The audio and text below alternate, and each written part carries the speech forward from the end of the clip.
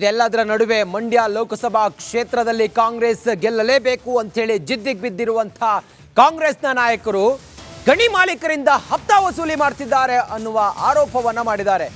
ಮಂಡ್ಯ ಎಲೆಕ್ಷನ್ಗಾಗಿ ಕಾಂಗ್ರೆಸ್ನವರು ಕಾಂಗ್ರೆಸ್ ನಾಯಕರು ಹಪ್ತಾ ವಸೂಲಿ ಮಾಡ್ತಿದ್ದಾರೆ ಅಂತ ಹೇಳಿ ಆರೋಪ ಮಾಡಿದ್ದಾರೆ. 15 ಲಕ್ಷ ರೂಪಾಯಿ ಒಬ್ಬೊಬ್ಬ ಗಣಿ ಮಾಲೀಕರಿಂದ 15 ಲಕ್ಷ ರೂಪಾಯಿ ಸಂಗ್ರಹ ಮಾಡ್ತಿದ್ದಾರೆ ಅನ್ನುವ ಗಂಭೀರ ಆರೋಪವನ್ನ ಮಾಡಿದ್ದಾರೆ. ಕಾಂಗ್ರೆಸ್ ಪರವಾಗಿ ಕೆಲಸ ಮಾಡುವಂತೆ ಚುನಾವಣಾ ಅಧಿಕಾರಿಗಳಿಗೆ ಪಾಠ ಮಾಡ್ತಾರಂತೆ. ಖಾಸಗಿ ಹೋಟೆಲ್ನಲ್ಲಿ ಇವರ ಮೀಟಿಂಗ್ ಕರೆದು ನಮ್ಮ ಪರವಾಗಿ ಕೆಲಸ ಮಾಡಬೇಕು ಅಂತ ಹೇಳ್ತಾರಂತೆ. ಯಾರು? ಮಾಜಿ MLC ಮರಿತಿಬ್ಬೇಗೌಡ ಹಾಗೆ ಕಾಂಗ್ರೆಸ್ನ ಸ್ಥಳೀಯ ನಾಯಕರು. ಹಿಂಗಂತ ಆರೋಪ ಮಾಡಿದ್ದು JDSನ ಮಾಜಿ ಶಾಸಕ ಸುರೇಶ್ ಗೌಡ. ಗಂಭೀರ ಆರೋಪ ಮಾಡಿದ್ದಾರೆ ಸುರೇಶ್ ಗೌಡ, JDSನ ಮಾಜಿ ಶಾಸಕ. ಚುನಾವಣೆ ಖರ್ಚಿಗೋಸ್ಕರ ಹಪ್ತಾ ವಸೂಲಿ ಮಾಡ್ತಾ ಇದ್ದಾರೆ ಗಣಿ ಮಾಲೀಕರಿಂದ.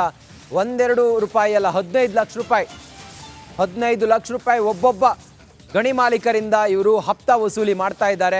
ಮತ್ತೆ ಚುನಾವಣಾ ಅಧಿಕಾರಿಗಳನ್ನ ಇವರು ಖಾಸಗಿ ಹೋಟೆಲ್ನಲ್ಲಿ ಕರ್ಕೊಂಡು ಮೀಟಿಂಗ್ ಮಾಡ್ತಾರೆ. ನಮ್ಮ ಪರವಾಗಿ ನೀವು ಕೆಲಸ ಮಾಡಬೇಕು ಅಂತೇಳಿ ಹೇಳ್ತಾರೆ ಅನ್ನೋ ಗಂಭೀರ ಆರೋಪ ಮಾಡಿದ್ದಾರೆ. ಮೈನ್ಸ್ ಅಂಡ್ ಜಿಯಾಲಜಿಸ್ಟ್ ಅಧಿಕಾರಿಗಳಿಗೆ ಕ್ವಾರಿಗಳನ್ನ ಯಾರು ಗಣಿಗಾರಿಕೆ ಮಾಡ್ತಾರೆ ಅವ್ರಿಗೆ ಫೋನ್ ಮಾಡಿ 15 ಲಕ್ಷ ಒಬ್ಬೊಬ್ಬರಿಗೆ ಚುನಾವಣೆ ಫಂಡ್ ಕೊಡಬೇಕು ಅಂತ. ಇವತ್ತು ಎಲ್ಲ ಡಿವಿಷನ್ಗಳಲ್ಲಿ ಇರಿಗೇಷನ್ ಇರ್ಬೋದು, PWD ಇರ್ಬೋದು, ಸೀನಿಯಾರಿಟಿ ಇಲ್ಲದೆ ಇದ್ರು ಸಹ 29 ಕೋಟಿ 10% ಕಲೆಕ್ಟ್ ಮಾಡಿಕೊಂಡು ಇವತ್ತು ಕೊಟ್ಟಿದ್ದಾರೆ.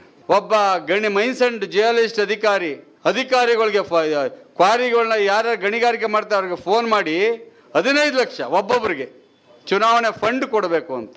ಇವತ್ತು ಎಲ್ಲ ಡಿವಿಷನ್ಗಳಲ್ಲಿ ಇರಿಗೇಷನ್ ಇರ್ಬೋದು, PWD ಇರ್ಬೋದು, ಸೀನಿಯಾರಿಟಿ ಇಲ್ಲದೆ ಇದ್ರು ಸಹ 29 ಕೋಟಿ 10. ನೋಡಿ, ಮಂಡ್ಯ ಲೋಕಸಭಾ ಕ್ಷೇತ್ರದಲ್ಲಿ ಕುಮಾರಸ್ವಾಮಿ ಅವರು ಕಣದಲ್ಲಿದ್ದಾರೆ, ಮಾಜಿ ಮುಖ್ಯಮಂತ್ರಿ. ಹೀಗಿರುವಾಗ ಅಲ್ಲಿ ಕಾಂಗ್ರೆಸ್ನ ಅಭ್ಯರ್ಥಿ ಸ್ಟಾರ್ ಚಂದ್ರು ಅವರನ್ನ ಹೇಗಾದ್ರೂ ಮಾಡಿ ಗೆಲ್ಲಿಸ್ಕೊಂಡು ಬರಲೇಬೇಕು ಅಂತೇಳಿ ಪಣ ತೊಟ್ಟಿರುವಂತ ಕಾಂಗ್ರೆಸ್ ಗಣಿ ಮಾಲೀಕರಿಂದ ಹಪ್ತಾ ವಸೂಲಿ ಮಾಡ್ತಾ ಇದ್ದಾರೆ ಚುನಾವಣಾ ಖರ್ಚಿಗೆ ಅನ್ನುವ ಗಂಭೀರ ಆರೋಪವನ್ನ JDSನ ಮಾಜಿ ಶಾಸಕ ಸುರೇಶ್ ಗೌಡ್ರು ಮಾಡಿದ್ದಾರೆ.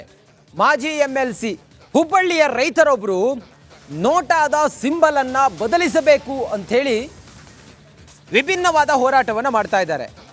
ದೇಶದಾದ್ಯಂತ ಲೋಕಸಭಾ ಚುನಾವಣೆಯ ಕಾವು ರಂಗೇರಿದೆಯಲ್ಲ, ಹೀಗಿರುವಾಗ ಹುಬ್ಬಳ್ಳಿಯಲ್ಲಿ ರೈತರೊಬ್ಬರು ವಿಭಿನ್ನವಾದ ಹೋರಾಟ ಮಾಡಿದ್ದು ಯಾಕೆ ಅಂತ ಹೇಳಿದ್ರೆ, ನೋಟಾದ ಬದಲು ಬಾರುಕೋಲು ಚಿಹ್ನೆಗೆ ಹೋರಾಟವನ್ನು ಮಾಡಿದ್ದಾರೆ.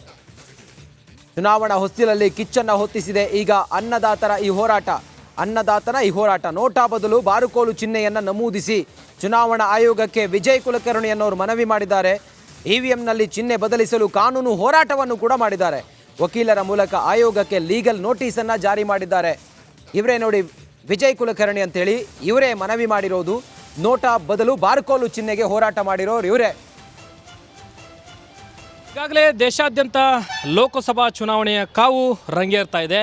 ಈ ಲೋಕಸಭಾ ಚುನಾವಣೆಯಲ್ಲಿ ಪಕ್ಷವನ್ನು ಪ್ರತಿನಿಧಿಸುವಂಥ ಅಭ್ಯರ್ಥಿಗಳಿಗೆ ಮತದಾನವನ್ನು ಮಾಡುವಂಥ ಪ್ರಕ್ರಿಯೆ ಸಹಜ. ಆದರೆ ಈ ಒಂದು ಮತದಾನ ಪ್ರಕ್ರಿಯೆಯ ಯಂತ್ರದಲ್ಲಿ ನೋಟಾ ಅಂತಕ್ಕಂಥ ಚಿಹ್ನೆಯನ್ನು ಬದಲಾವಣೆ ಮಾಡಬೇಕು ಅಂತಕ್ಕಂಥ ಹೋರಾಟಕ್ಕೆ ಮಹದಾಯಿ ಹೋರಾಟಗಾರರೊಬ್ಬರು ಅಣಿಯಾಗಿದ್ದಾರೆ. ನಮ್ಮ ಜೊತೆಗೆ ಮಹದಾಯಿ ಹೋರಾಟಗಾರರಿದ್ದಾರೆ, ಅವ್ರನ್ನ ಮಾತಾಡ್ತೀನಿ. ಸರ್, ಯಾವ ರೀತಿ ಒಂದು ಹೋರಾಟವನ್ನು ಮಾಡ್ತಾ ಇದ್ದೀರಿ?